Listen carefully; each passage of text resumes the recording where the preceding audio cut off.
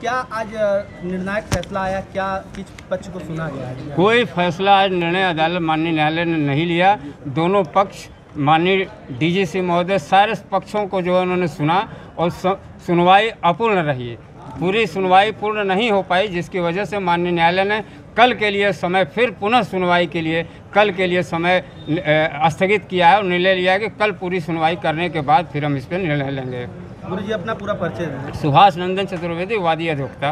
गुरुजी क्या आज कुछ सुना भी गया, जो जिस तरीके का बेसब्री से लोगों को इंतजार? बिल्कुल सुना गया। उन्होंने प्रतिवादी संख्या 4 ने पूरी तरह जोरदार विरोध किया, जो तथ्यों से परे और निरर्थक उन्होंने अपना बयान जो बहस कर रहे थे, साक्ष्य कहीं रखा नहीं, केवल कथाओं की तरह जो है जिसे कथा कहा जाए उस तरह उन्होंने अपनी बहसबाजी की और अपने तर्कों को रखा जो निरर्थक तर्क थे।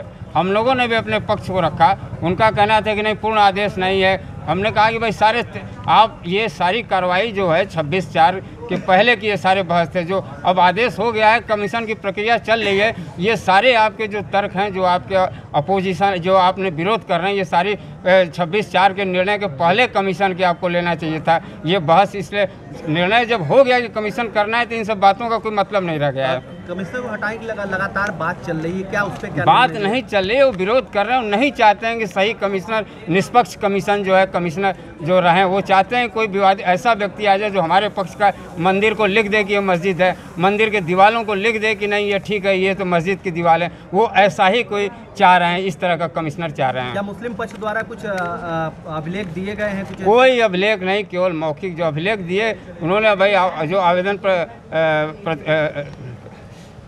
वो प्रति आपत्ति उन्होंने दिया है और आपत्ति वो निरर्थक देते रह रहे हैं। कई बार क्या उन्होंने जताया है गुरुजी? यही कि कमिश्नर बदला जाए, इनके ऊपर हमें कोई विश्वास नहीं है। तो क्या लगता है कल एक निर्णायक फैसला आ सकता है?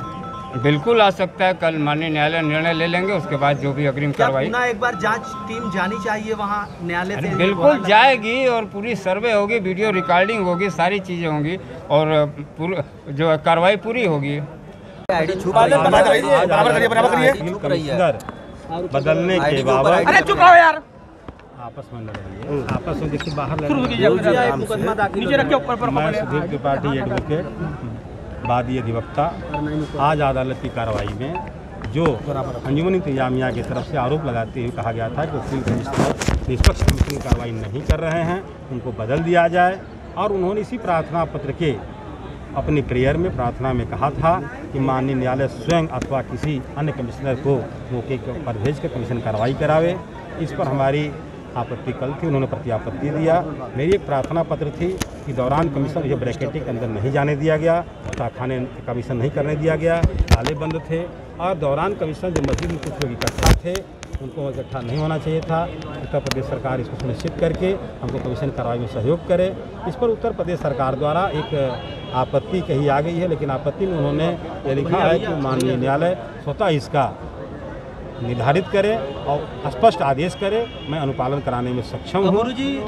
तो न्यायाधीश भी जा सकते हैं मौके पर? माननीय न्यायालय द्वारा मौखिक आश्वासन हम लोग को मिला कि आवश्यकता समझेंगे तो मौके पर चल कमीशन कार्रवाई मुस्लिम अब आदेश में स्पष्ट इस बात का उल्लेख होगा कि मस्जिद के अंदर भी सर्वे होगा।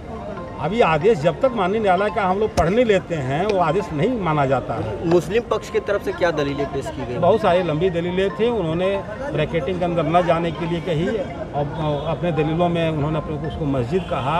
हमने सिर्फ कहा कि कमीशन की कार्रवाई है, कोई कब्जा उब्जा नहीं है, कमीशन कार्रवाई हो जाए फिर मंदिर। क्या गुरुजी में सारी चीज का फैसला कल आएगा? सारी चीज का नहीं, कमिश्नर चेंज करने वाले पर और कमीशन की कार्रवाई के अंतर्गत ब्रैकेटिंग में जाने पर इसका कल बहस होगा, कल फैसला होगा। गुरुजी अपना पूरा परिचय दे दें। मैं सुधीर त्रिपाठी एडवोकेट, वादी की ओर से अधिवक्ता। अपना पहले पूरा परिचय हमारे दोस्त। मेरा नाम अभय नाथ यादव एडवोकेट है।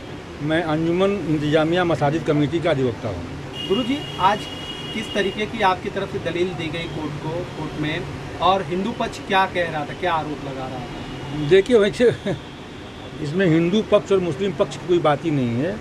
इसमें Rakhi Singh versus state of UP एक मुकदमा है जिसमें अंजुमन इंतजामिया मसाजिद पतवारी संख्या 4 के रूप में पक्षकार है। मैं उनका अधिवक्ता हूँ। इसमें एक मौके की जांच कराने के लिए कमीशन की कार्रवाई हुई थी। कमिश्नर अजय कुमार मिश्रा नियुक्त हुए थे। 6/5/2022 इनको उन्होंने कुछ कमीशन किया था।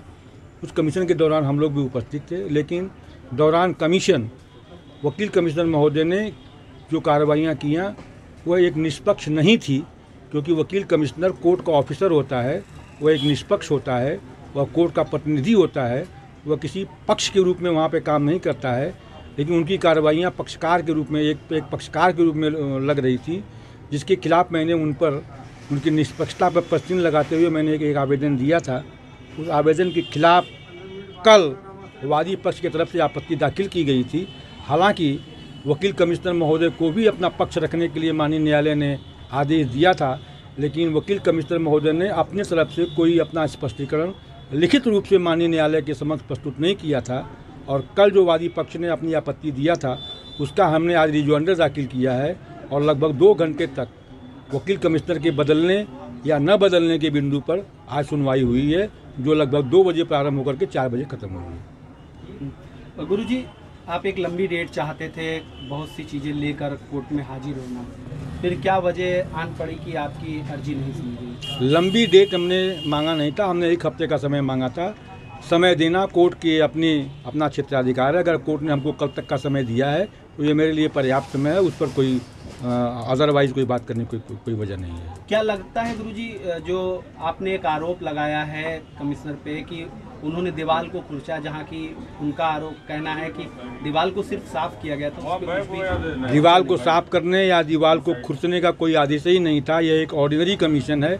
ऑर्डिनरी कमीशन का मतलब ये होता है कि जब आप कहीं पर जाएँ तो जो भी चीज़ जिस रूप में आपको दिखाई दे, आपको उसी रूप में ही उसको लेना है, उसमें कोई परिवर्तन आप नहीं कर सकते, यहाँ से कि आप धूल भी नहीं झाड़ सकते हैं।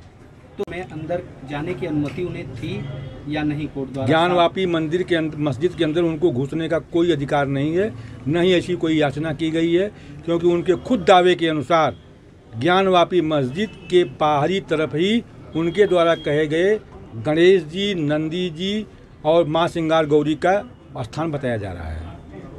कल का इंतजार है गुरुजी? कल का इंतजार करिए।